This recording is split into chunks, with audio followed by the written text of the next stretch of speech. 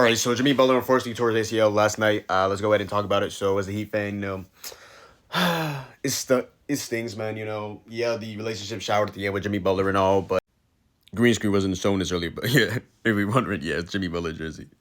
Let's go Heat, baby. Come on now. But at the end of the day, this is still a guy that's still like the third or fourth, whatever, in terms of hierarchy players in Heat history. Sure didn't end well, but it's brutal to see him go out like this. Seeing a lot of people say this might be the end of his career. No one's Jimmy Butler. This won't be the end of his career. But unfortunately, he does have a torn right ACL. Looked like he bumped the knees, but I think it was Davion Mitchell, and it looked pretty serious. He was obviously trolling with Buddy Hield and things of that nature as well.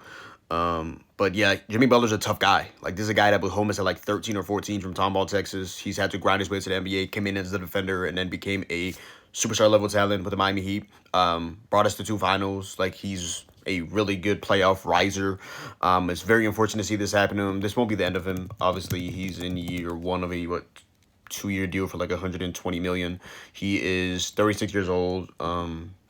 At least it's pre All-Star break, so he can come back next year.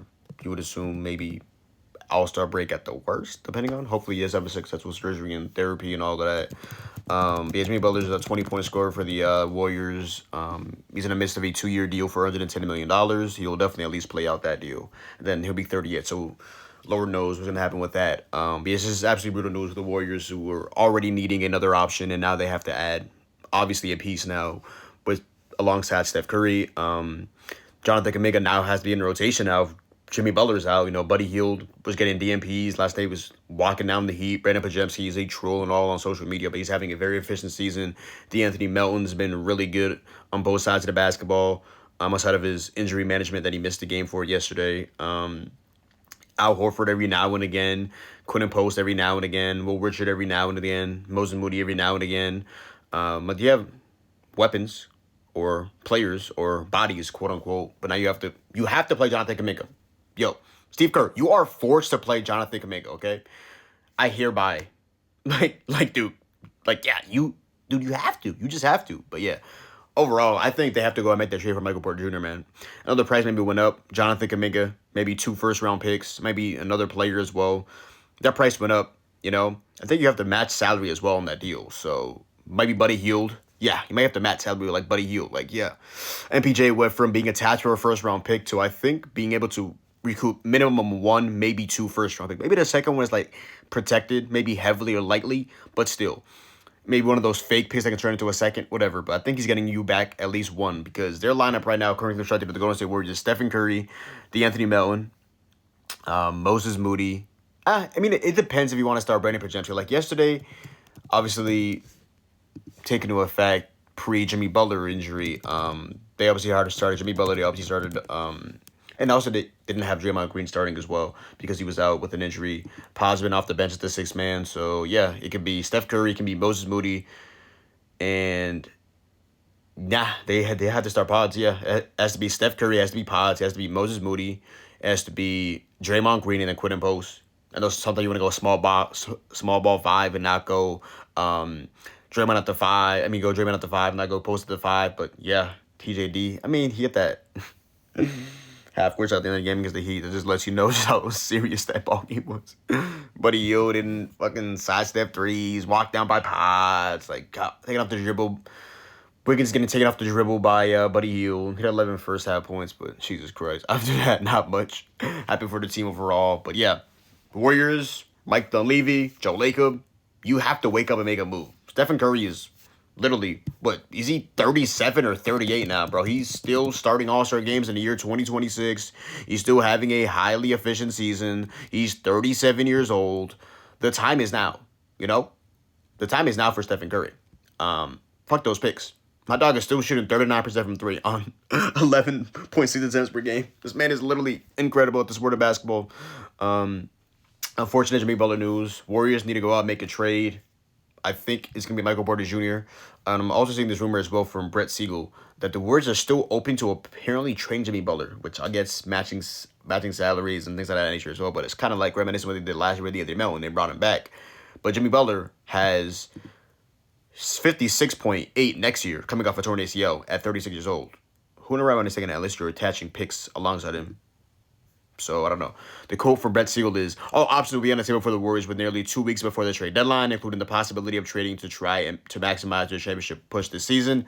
Butler is making $54.1 million this season and $56.8 million during the 26-27 season before becoming unrestricted free agent.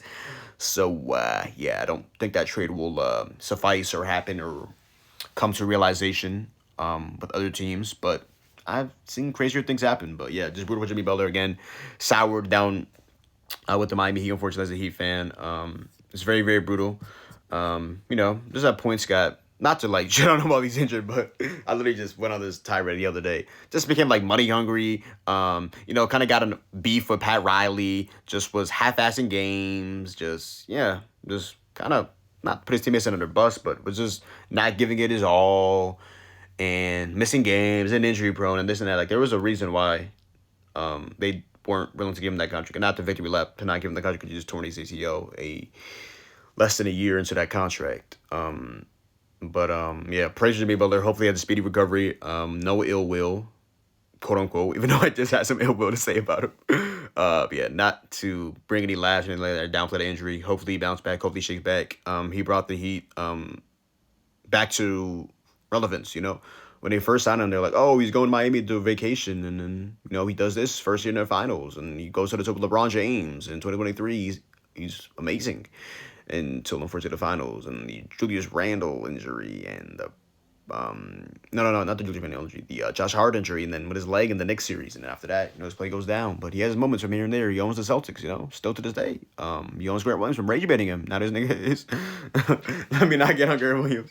Now the Valkyrie though, if you know, you know. I know it was a collective group and all that, but hey, I'm yapping at this point. If you know, you know. Praise Jimmy Butler. Warriors go and make that trade for Michael Porter Jr. or another upper echelon wing player. Because right now you're just not going to cut it with, again, the starting lineup is all right. It's fine, but it's Stephen Curry. He doesn't need a fine. He needs an above average teammate. He needs some help.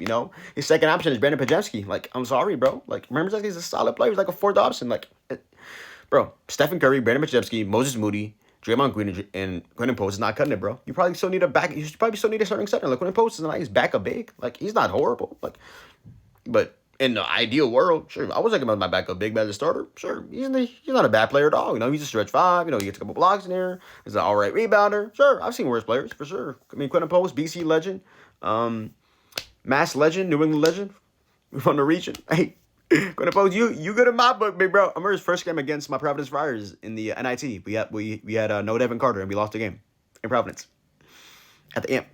So Jimmy Butler, prayers. We're going to go out and make that trade and fix this lineup. And just appease Steph Curry, bro. Like, he's the greatest player to ever grace your team. He's one of the greatest players of all time. He's the greatest point guard of all time. He's the greatest shooter of all time. Get him some damn help. And